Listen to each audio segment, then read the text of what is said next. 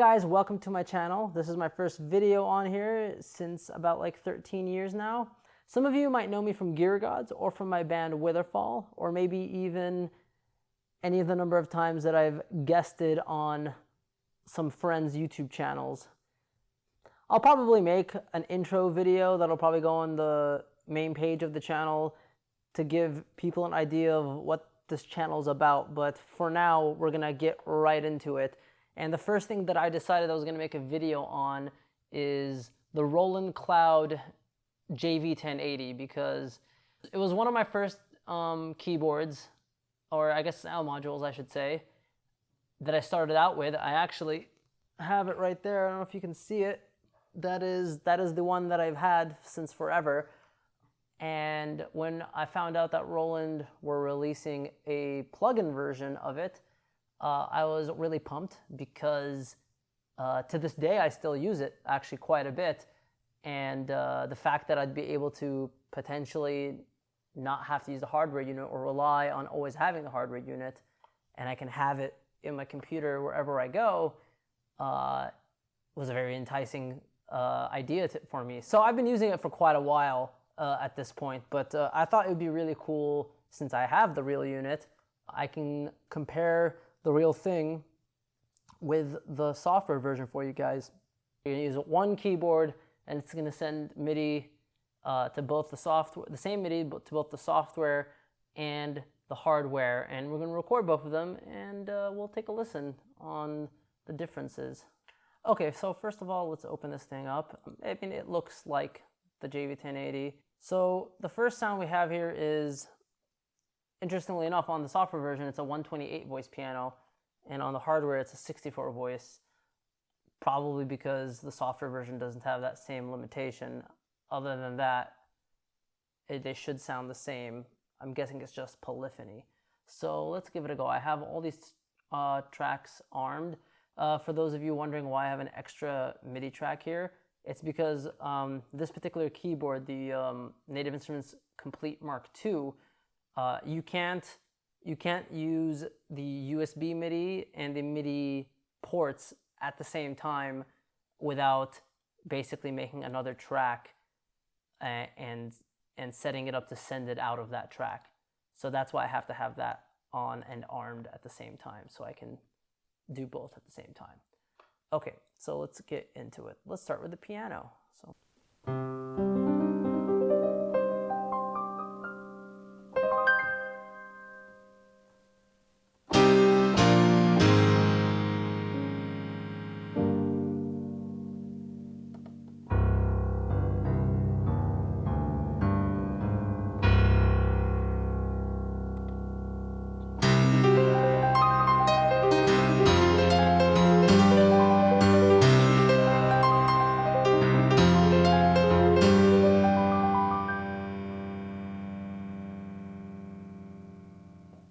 Cool. Let's see how that sounded.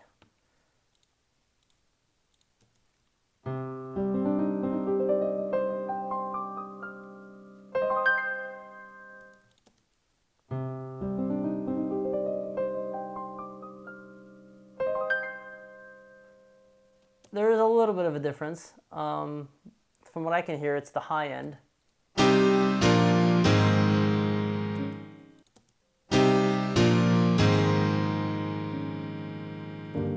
Okay, there's a little bit of difference in the low end. So it's just a slight difference in the piano. Let's try another sound. Okay, so Jimmy D, some of you might be familiar with it. If you're a fan of Children of Bodom, this is one of the most famous sounds that the keyboard player from Children of Bodom, Yanni, uses. And I'm a huge fan of the sound too. So some of you might recognize this.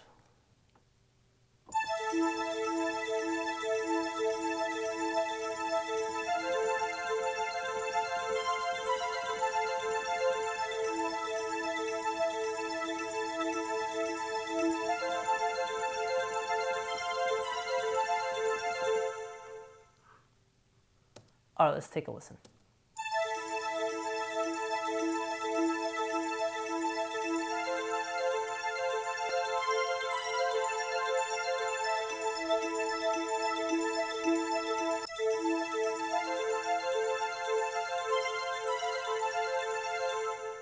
Okay, wow, that was a bigger difference than I thought there was going to be. Wow, yeah. Yeah, it's a pretty big difference. I mean, it's still the sound. Like, I think in a song, most people are probably not going to be able to tell the difference. But definitely when you're A-Bing between the two, it's there. I'm curious.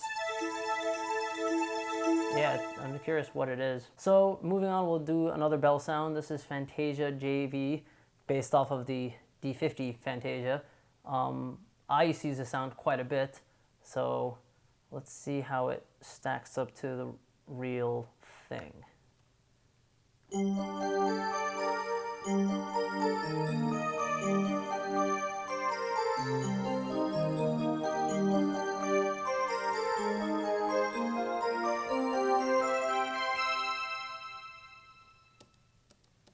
All right.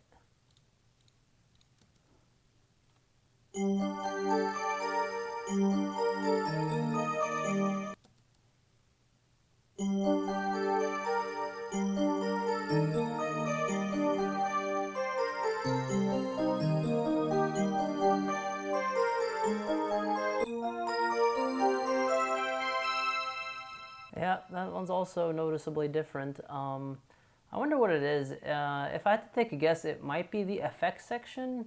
Okay, this is another sound that I really like on the original. Let's see how it compares.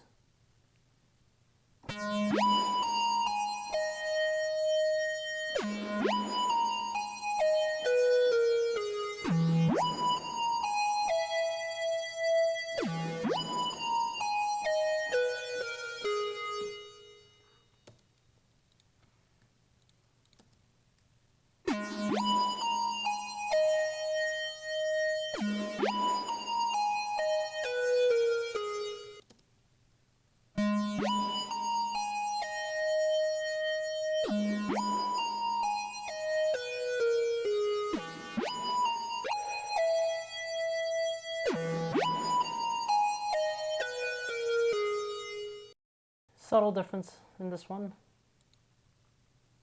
I'm going to take you guys real quick through the interface on this thing. It's very reminiscent of the hardware unit. Obviously in the hardware unit you just had basically this tiny screen. It's a little bigger on the hardware, but you have to do everything through this tiny screen. But all the settings are exactly the same. The structures are exactly the same. Obviously everything's a lot easier to deal with on here. Everything is one-to-one, except effects sound, I guess, different, but they are the same effects. They're even in the same order. Also very convenient is that you get a category select, which you don't get in the real one. In the hardware unit, you have to just basically keep scrolling until you find what you want. It was kind of annoying, so it's really cool to be able to just click on the category and get what you want. One of the things that I really hope they fix at some point is when the category select is open, you basically lose control of anything outside of that screen. So I can't press or move anything on Cubase right now because I have that open. If I close it, I gain access again. That's really my only gripe with the software.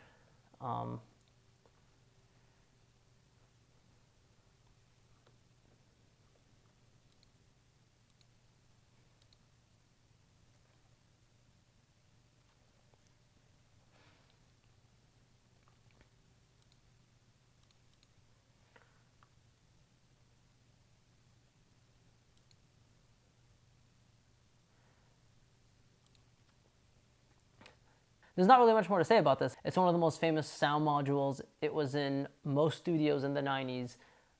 You probably have heard a sound or two from this sound module without even realizing it. And I think it still holds up even till today. And I think there's a reason why Roland decided to make a software version of this, because they knew of the popularity of it and the sounds of it. And I've always been secretly hoping that they would make a software version of it one day. And I guess I'm not the only one. In pretty much every project I am involved in some way, shape, or form. Those sounds that you heard are just some of the sounds that I usually use, but there's There's quite a few more. On my real unit, I also have the orchestral expansion card, which Roland does have in the Roland Cloud as a separate plugin called SRX Orchestral, I think it was. And that one's also great. I use that quite a bit.